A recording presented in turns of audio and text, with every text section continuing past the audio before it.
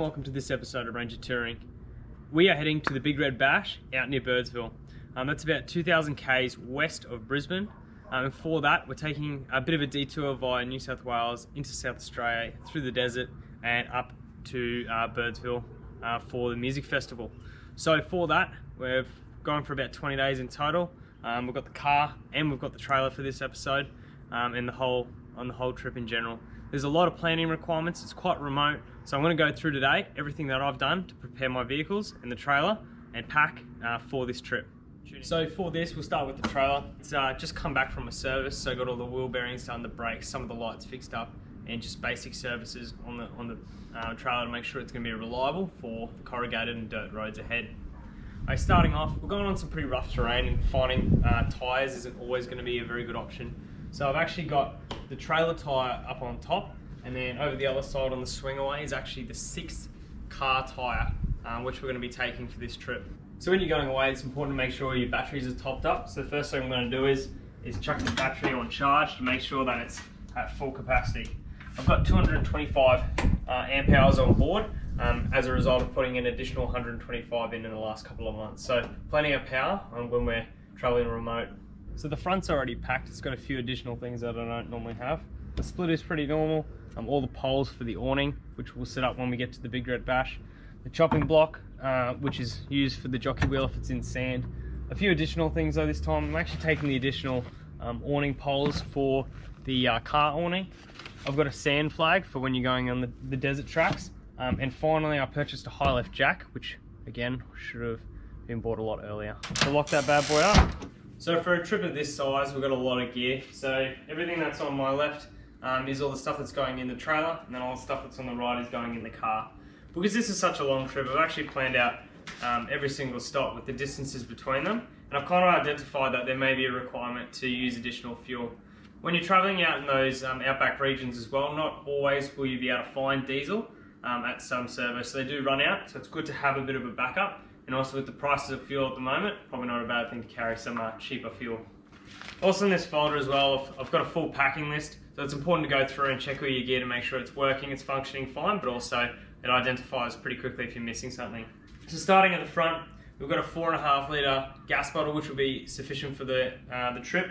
We've got the 2 Jerry's, so an additional 40 litres, so I've got a full range now of 120 litres on board. So for our food, we've got the 75 litre Waco. That can be in a fridge-freezer combination. We're probably going to run the 35 litre side as the freezer and the 40 litre as the fridge for this trip, and then that'll get us through with the other fridge, which will be in the car, be in the beer fridge. We'll chuck all that in now, and we'll keep going.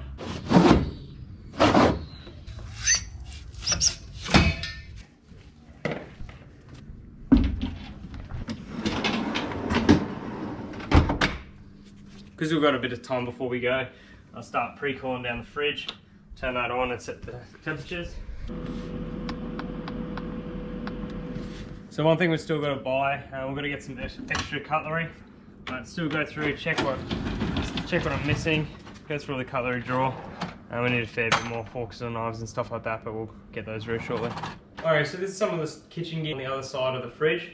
So firstly we've just got this little compartment here, which has just got all the garbage bags, snowball bags, all that sort of stuff. This little one here with the side compartment, it's not really full at the moment, but we'll chuck some coffee and stuff in there when we buy it. It's got our pans, it's got our chopping blocks, jet boiler, and some washing up detergent stuff. Lastly, got our plates and bowls and stuff like that, that all sits in this box here. So I'll go chuck that in the side of the trailer now.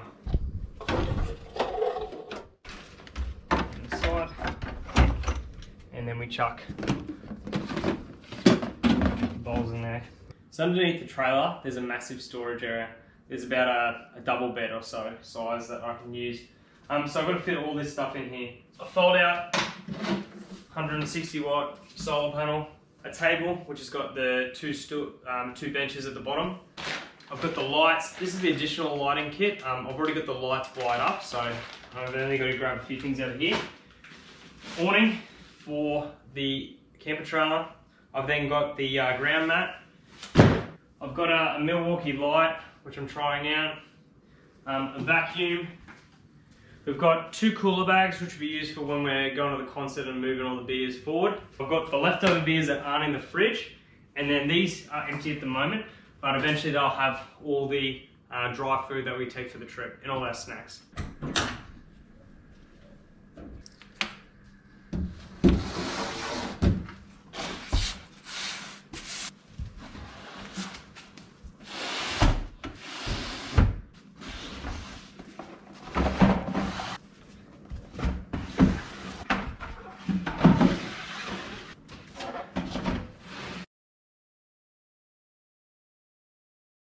I've got an 80-litre water tank, so the last thing to do before you take off is just fill that up.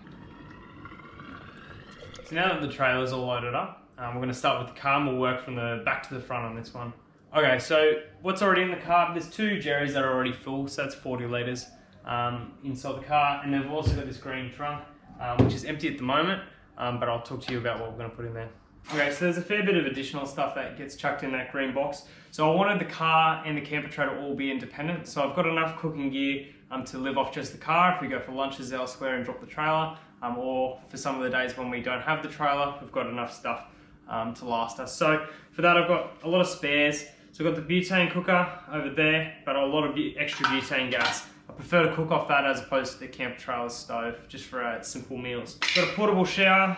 We've got Mozzie coils and we've got some Bushmans in there already. Got some extra guide ropes. We've got fire starters. Got a little shovel for just moving food around if we're cooking in the fire. We've got a mallet, bit of toilet paper, some baby wipes. You get a lot of red dirt. These things are awesome for cleaning yourself off. And that's all that really goes in that bag. We then have a fully independent kitchen with enough cooking gear and stuff like that. So we've got more bowls, plates, chopping block, and another jet boiler in there, which has already got a full gas can hooked up to it.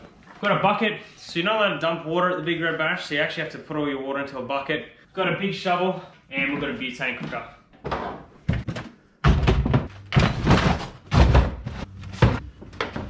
Alright, so I've got a 40-litre tub here that just takes all my spares and sort of work if something goes wrong. So we've got a bottle jack, we've got the factory tire iron, we've got the spare air filter, we've got a bag of bolts, all the spare bolts that came with all the accessories, just in case something rattles loose. I've got some zip ties, I've got 2 snorkel socks, so there's going to be a lot of caravans and stuff travelling around, there's going to be a lot of dust kicking up, it's good to protect your airbox again. I've got some brake cleaner, some WD-40, a second bottle of Fuel Doctor, and some grease. I've then got a bag of electricals, which is just spares for the solar gear, plus also extension cords for amps and plugs. I've got a tyre puncture repair kit. There are some rough roads out there, and if you need to find a tyre, you're probably not going to have much luck, so one of these potentially could come in handy. Chuck all that in and throw it in the back.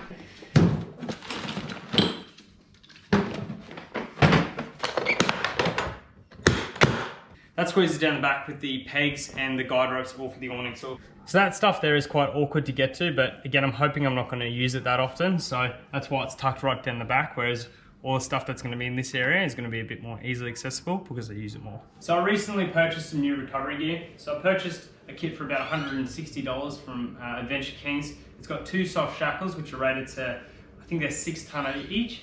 Then there is a kinetic rope, so that replaces the conventional snatch strap. Something a bit different, thought I'd give it a crack. I've then got an additional MaxTrax soft shackle, which I have used before and works fine. I've taken out the snatch block and changed it out for a winch ring. It does exactly the same job, and it's rated to 8,000 kilograms, but it's a lot lighter. I've still got the winch extension strap and the tree trunk protector and the original dampener blanket. So I'll throw all that in and it tucks down the side.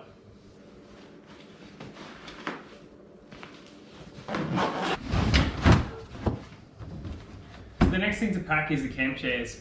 So I've always stinged out on camp chairs, and for this one, because we're going for a while, plus we're going to essentially a music festival in the desert, I thought I'd actually fork out for some better camp chairs. So we went to Freddy's, Snowy's, Anaconda, Tent World, any place you can think of that sells camp chairs. And we came to these were from Tent World. They were Black Wolf chairs that got a good dome sort of feel to them, super padded, and quite reasonably priced. They're only about $100. The dog likes them, so that's good enough for me. So for the Big Red Bash, you can actually pre-order firewood. but for all the lead up to it, thought to take the chainsaw just in case there's an opportunity to cut some wood up for a fire. Plus, because all the batteries are compatible with all the other gear that I've got, which is Milwaukee, I've got a big 12 amp hour battery that goes with the chainsaw, and that'll power the lights and stuff for a long time, so thought I'd chuck it in. 20 litres of drinking water, just for the first couple of days. So once the water tank's filled up, that totals 85 litres of water on the car. So this is a recent purchase. This is a Drifter garbage bag. So I've always seen the ones that go around the back of a tyre on a wagon. And I wanted to see if there was a ute variant of that. So I found that from Drifter, 70 litres. It's got a removable insert in the centre, which you can exchange out for either 2 each singles or one big sort of just overall space. I went the big one. I'm tossing up getting a second one. They are about $290 by the time they get to your door, but honestly, it is super worth the investment, and would highly recommend them. Up under the tailgate, you've got to have the tailgate slightly tilted just to get a bit of a gap. Once you fit it through, pull it back to the outside. You reach up, grab the other side, and fold it over like that. Pull these tight. Clip it in, lock the clip in, and then so when you've got the tailgate folded down, there's a Velcro edge so you can let it hang, and then when you're done and you want to step off, pull that up, push it back down against the Velcro, easy as. So that's the back, we'll go into the back seat now. One of the last things to do, fill up the water tank. Open the valve. So for my filming, I've got 3 GoPros, 2 which are on tripods, and then 1 that sits attached in the front seat of the car. I've also got a Mavic 2 Pro DJI drone. I've got the little carry bag for it. If you go on a walk, it's pretty convenient to take all your gear in that. And I've got a MacBook Air which does all my editing. So I've got the back seat set up still in. Even though I don't have the dog, it's still just really convenient to segregate all my stuff. I'll chuck all the filming gear underneath. I start normally with the laptop tucked up the back, because that's the last thing I touch every day. I've also drilled a hole through the other side so I can feed all my cables through so I can charge my laptop whilst I'm driving. The drone in, these 2 on top of the drone. One of the GoPros, normally the second one, but that one's being used. 200 watt solar blanket. So the car's only got a 75 amp hour battery, powering a little fridge, but for the Big Red Bash, you have to be fully self-sufficient. You can't turn your car on and there's no power out there. So solar's gonna be the way to get it done. Chuck that up the front. So what normally would be the footwell is a good little storage area. So I'll put the awning straps for the car, 3 meter LED lights strip just under there as well. So I've got a 40 litre Brass Monkey fridge, which is going to be used as the beer fridge. That's already got a case or 2 already in it. So I'm going to chuck that in the car next.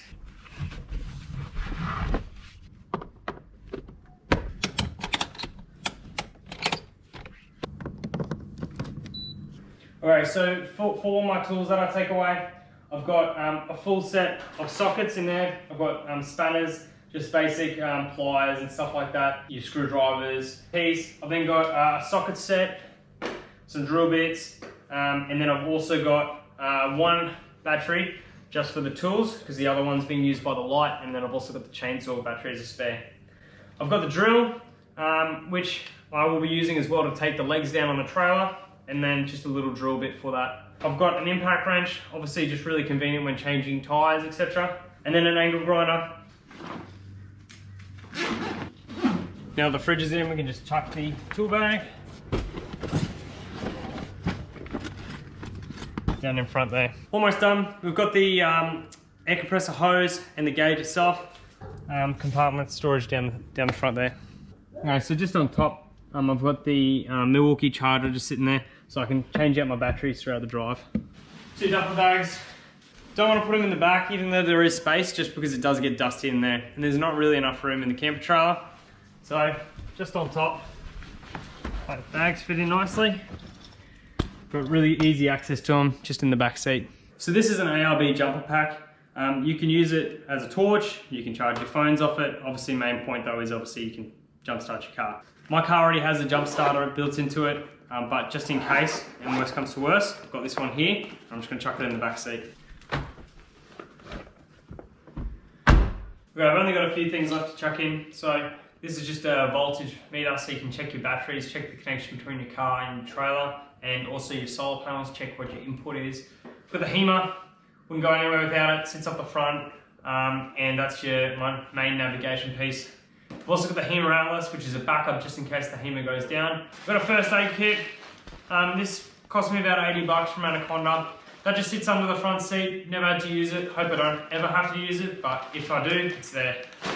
So unique to this trip, I've purchased a sat phone. Because we're going quite remote, I thought this might actually come in handy. I probably should have purchased one earlier for other trips, but I'd highly recommend getting one of these. So I guess if you're worried about the cost, it was about $850 for the actual upfront purchase of the unit. Plan that I'm currently sitting on is a casual plan. It means I pay $15 a month to keep the phone active, and it means I can receive calls for free, but I pay $1 a minute for making calls. But at the time, if you have to use it, it's going to be really handy. I've tested it out already. It does work really well. The audio is a bit quiet, but at the end of the day, it'll get you out of trouble for sure. So sat phone is in with some additional electrics. For this trip, I've got everything planned out completely. I've got all the places I'm staying at. I've got the places that require bookings, confirmation of those. I've got my drive times, my drive hours, my drive distances. And then for this trip, because we're going over 3 different states, we actually had to have 3 different national parks. First aid kit just goes under the front passenger seat. I've got the HEMA Atlas, which tucks down the side here.